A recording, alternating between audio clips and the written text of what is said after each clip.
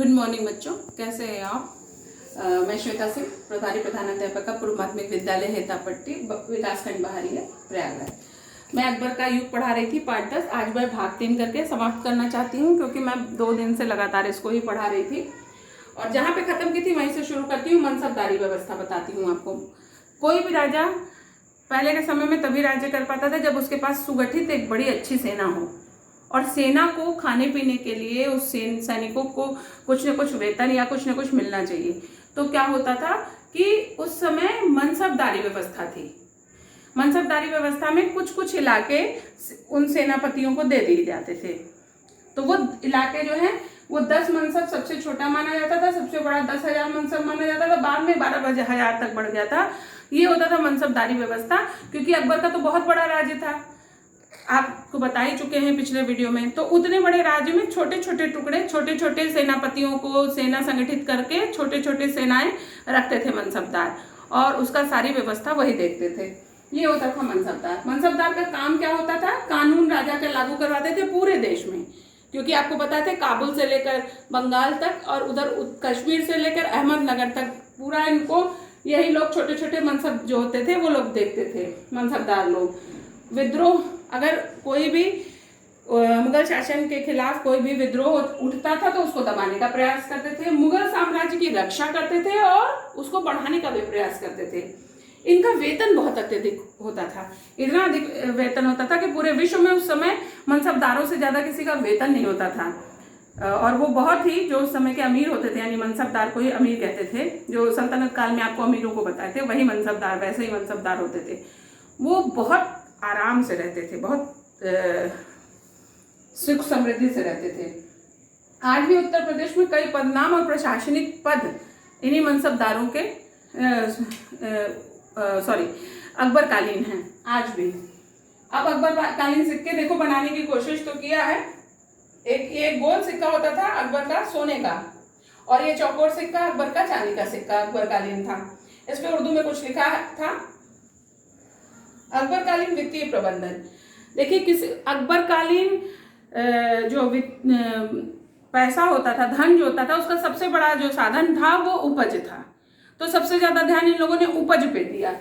यहाँ पे क्या किया? भूमि पर लगान कर ऐसी थी उनके यहाँ कि 1/3 भाग लगान ली जाती थी, टैक्स जिसको कहते हैं। भूमि की नाप करते थे समय समय पर, क्योंकि अकबर कई भूमि ऐसी होती थी कि उसमें हमेशा जो है उपज एक बराबर नहीं होती थी। तो अकबर का मानना यह था कि उसकी नाप समय समय पर हो, तो इसके लिए लेखा जोखा रखा जाता था। ये काम टोडरमल जी को सौंपा गया था। दूसरा इनका आय का साधन था व्यापार कर। सबसे बड़ा तो भूमि की लगान पर था, दूसरा व्यापार कर था। व्यापार से ये लोग टैक्स लेते थे। कृषि व भू राजस्व प्रबंधन, सभी राजाओं ने कृषि और भू, जो अच्छे राजा रहे हैं, बड़े राजा रहे हैं, चाहे वो आप देखिए अलाउद्दीन खिलजी, शेरशाह सूरी, सिकंदर, उन सबों के समय में जितने भी इन लोगों ने क्या किया था कि भूमि का लगान जो है, भूमि की पैमाइश, भूमि का लगान, ये बहुत अच्छा रखा था।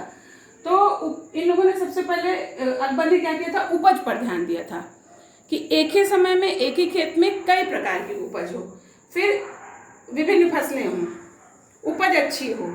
कृषि क्षेत्र का विस्तार, हमने आपको पिछले भी कई उसमें बता दिया है कि कृषि क्षेत्र का विस्तार ऐसे करते थे कि वनों की सफाई करा देते थे, कृषि बढ़ा देते थे। भू प्रबंधन जो है वो हमारे भारत में प्राचीन काल से लेकर मध्यकाल तक सेम रहा है, समझ लीजिए। कर निर्धारण के लिए भू पैमाइश होती थी, उस भू पैमाइश को गजे इलाही कहा जाता था, और ये गजे सिकंदरी जो हम आपको पढ़ाए थे उसी का दूसरा रूप था, उसी का ही एक रूप था।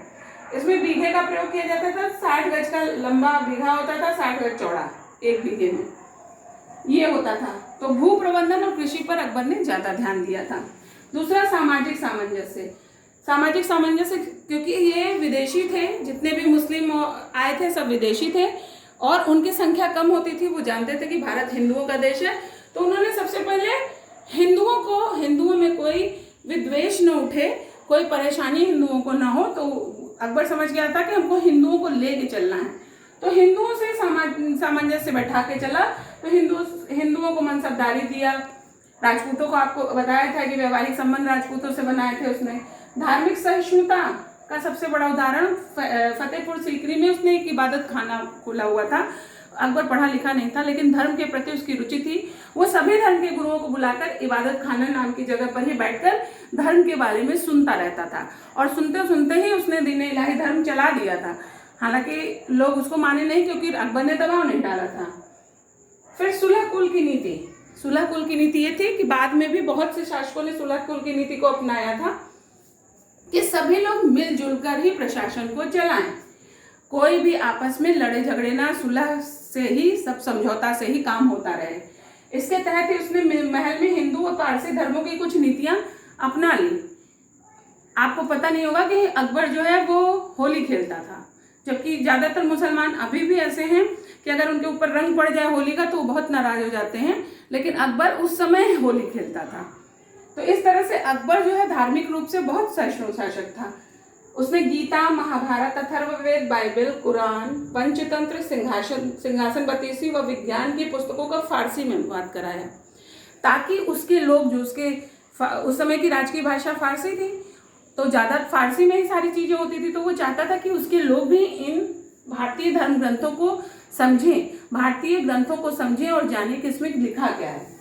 इसी काल में, अकबर काल में ही कागज पर लिखना शुरू हो गया था। हालांकि कागज बनाने की कला हम लोग चीन से सीखे थे, लेकिन इसी समय से हमारे भारत में शुरू हो गया था। कला में उसने फतेहपुर सीकरी नगर बसाया था, क्योंकि उसको पुत्र नहीं हो रहा था, आपको बताए थे। और शेख सलीम चिश्ती ने कहा, वो फरीक वहीं रहते थे, कि तुम रोज आया करो जोधा भाई के संग। वो जा नहीं पाता था, तो उसने वहीं फतेहपुर सीकरी में एक नया नगर बना लिया। वहीं फतेहपुर सीकरी में अकबर की बनाई बहुत सी इमारतें हैं, बनवाई हुई। जोधा भाई का महल है, पंच महल है, शेख सलीम चिश्ती की दरगाह है, और वहीं पे वो है आपका वो फतेहपुर सीकरी का बुलंद दरवाजा है। ठीक है, आगरा के लाल, ये फतेहपुर सीकरी जो है आगरा से थोड़ी दूर पर है। आगरा के लाल किले का दीवाने खास और दीवाने आम बनवाया उसने, और ये शेख सलीम चिश्ती की दरगाह बनवाई।